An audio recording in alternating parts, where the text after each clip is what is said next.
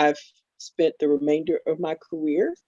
And with the retirement of our French faculty member this semester, I will be the senior ranking African American professor on campus, meaning I've been there the longest at the rank of professor.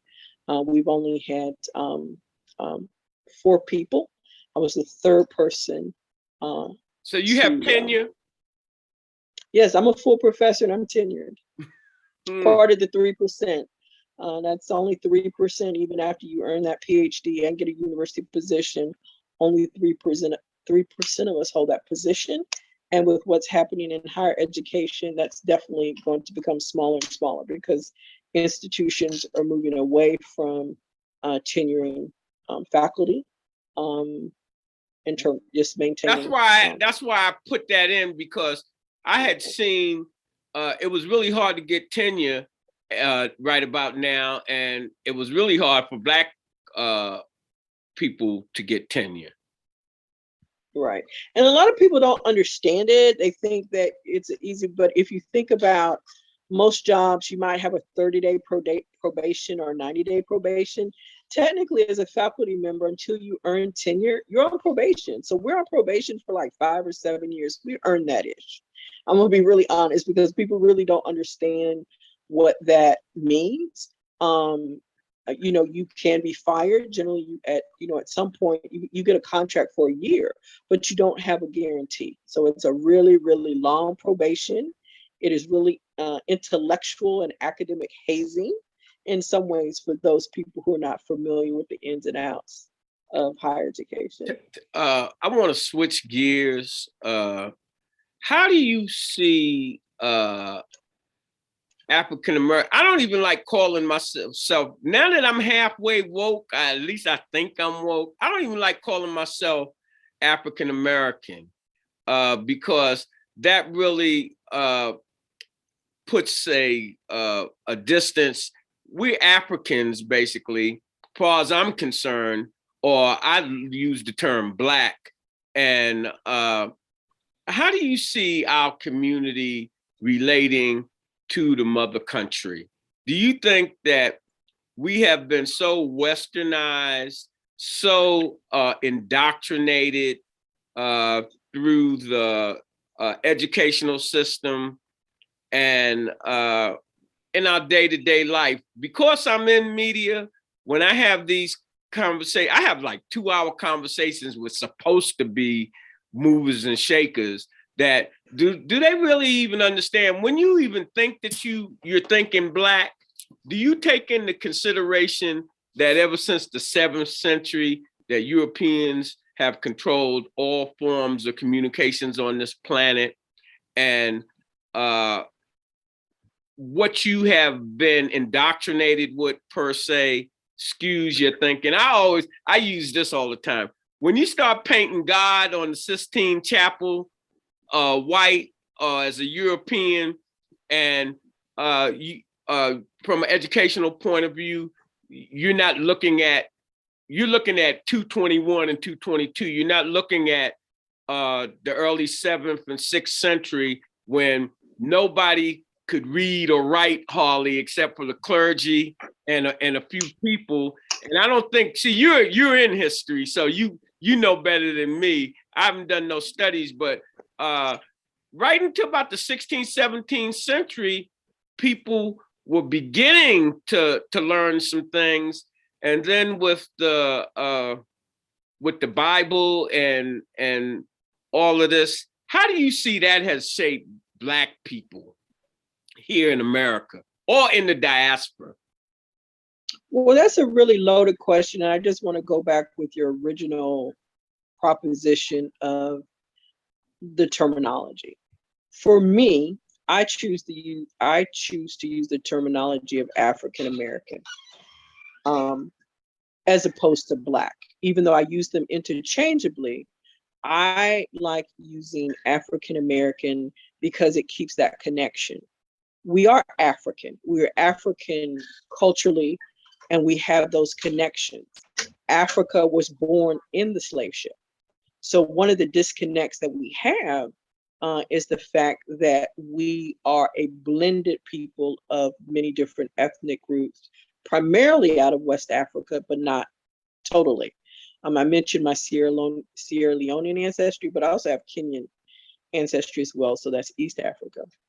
But I refuse to let go of our citizenship as Americans and the fact that we helped to build this country. I'm a 10th generation American. My family has been on that red Virginia soil for 10 generations. And I never used to describe myself that way until the first election of President Barack Obama. And one of the things that infuriated me most about the criticisms, he was not perfect, let's be clear, but the criticisms of him were very racialized, and the ones around his birthright were particularly, they were the ones that bothered me the most, that questioned his citizenship, which made me in turn think, but wait a minute, how can you be questioning his citizenship, or even my citizenship for that matter? My family's been here since the very beginning. And I don't think we always take ownership of that. Some very astute writers will make note of the fact that most African Americans in this country have been here longer than many of the other the Europeans, groups. period. Let me say this to you. Well, I'm glad I guess I know I'm not by myself, because I'm struggling with the African American Black or diaspora, how I want to describe myself, because I'm always saying I raised that flag. You might think I'm a damn Republican because I know my damn family died building this country, and this country, from my perspective, is more owned by Black people. Every instance in fighting for this country from the 1776 or whatever, the first ones die as Black people.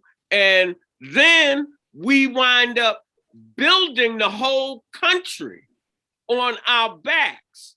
And when I have these conversations with the majority community and they be trying to get slick with me with their conversation, how I end it all, I'm like, if you a human being, you African. I don't care what race you think you are, what religion you think you are. If you human, you came out of Africa. And you need to understand that.